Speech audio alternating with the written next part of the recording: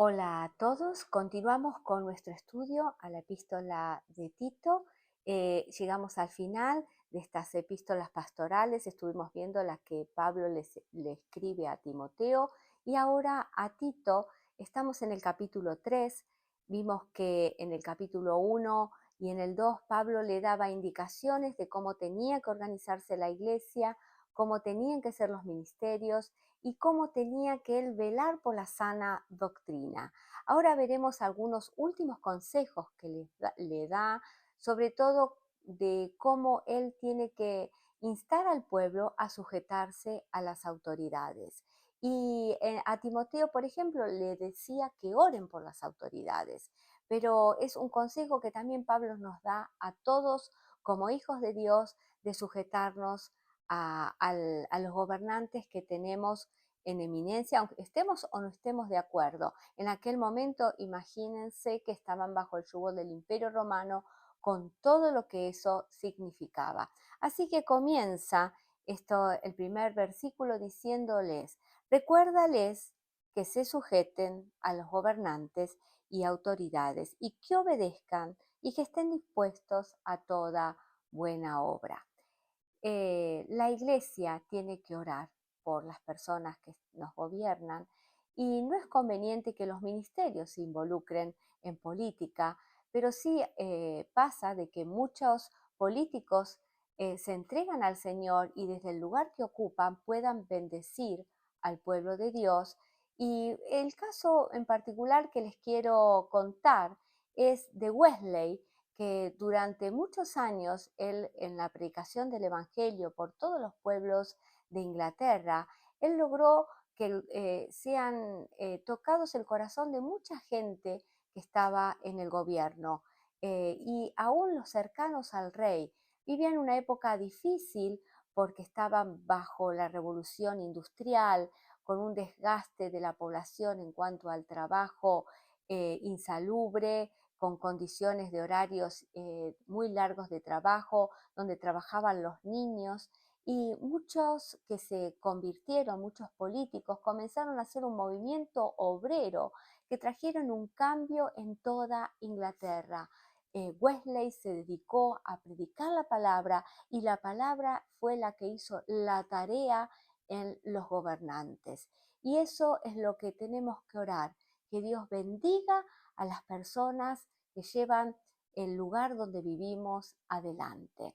Y también continúan los consejos de Pablo.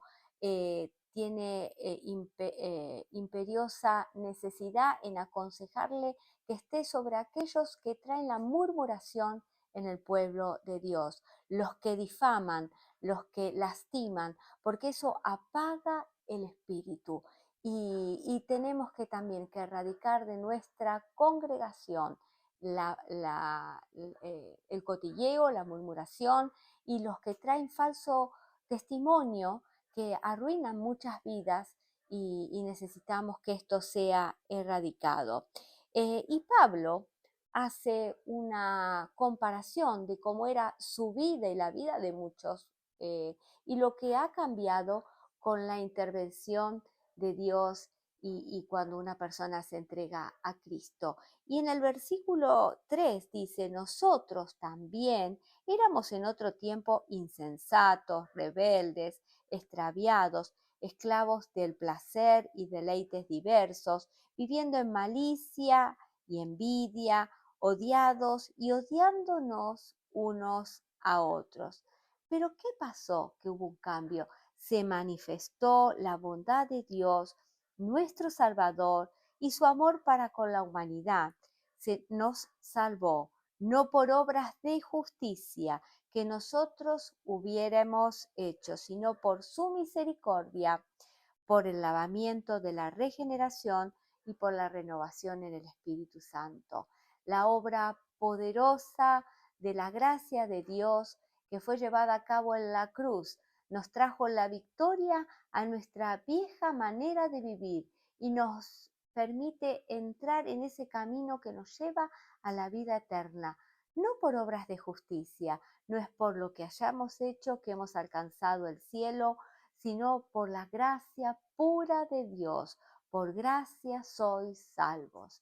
Eso lo recuerda Pablo en otras oportunidades y que no es por obras. Por eso ha sido tan grande esa gracia operando en nosotros que nos permite borrar toda nuestra manera vieja de vivir y nos lleva a ese camino que nos lleva a ser como Cristo. Así que Él recuerda de que esto es por esa gracia irresistible operando para salvación, que dice que es por el lavamiento de la regeneración. Este lavamiento no se está refiriendo al bautismo, sino esa obra poderosa que ha hecho la palabra de Dios, que ha abierto nuestro entendimiento, nuestros ojos para poder captar el mensaje de salvación, y Dios ha hecho la obra en nuestra vida. Dice que el cual se derramó en nosotros abundantemente, y no lo ha hecho escasamente, sino que cuando Dios se derrama es sin medida.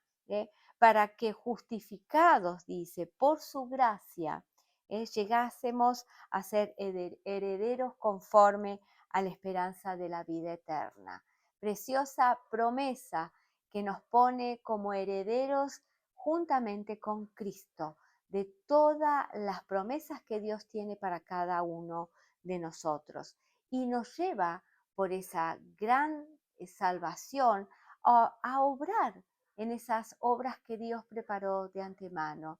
Como hijos de Dios tenemos que velar por esas obras de justicia y llevar adelante por amor a Cristo, no para alcanzar nada, sino por amor a Cristo. Como iglesia estamos en una sociedad que necesita nuestra intervención.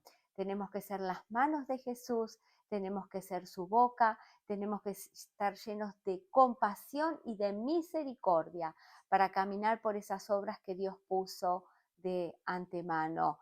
El Señor nos dice, muéstrame tu fe con tus obras, y tenemos que caminar en ellos. La iglesia tiene que estar cerca del necesitado, cerca del dolor, y no se puede abstraer de los problemas en la sociedad que vivimos. Así que nuestras obras son por amor a Cristo y no van a ser quemadas como trapos de inmundicia, sino porque son esas obras que Dios preparó de antemano y que nos encuentre caminando en ese propósito que Dios tiene para cada uno de nosotros.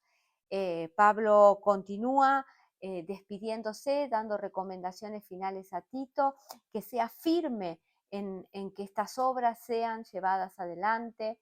Le dice que por favor procure venir antes del invierno a una ciudad que es Nicópolis, y que atienda también a unos misioneros que él envía para que no pasen necesidad, dice, a Cenas y a Apolos, ocúpate de ellos. Tan importante de recibir y bendecir a misioneros y siervos de Dios que están haciendo la obra.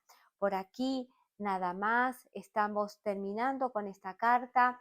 Tenemos estos grandes consejos que Dios da a siervos de Dios y que también los tomamos para cada uno de nosotros. Timoteo y Tito eran dos pastores jóvenes que estaban llevando adelante la obra y sentando las bases de la iglesia, de cómo tenía que organizarse y cómo tenían por excelencia velar por la sana doctrina. Por hoy dejamos, continuamos la clase que viene con otro tema, así que Dios te bendiga.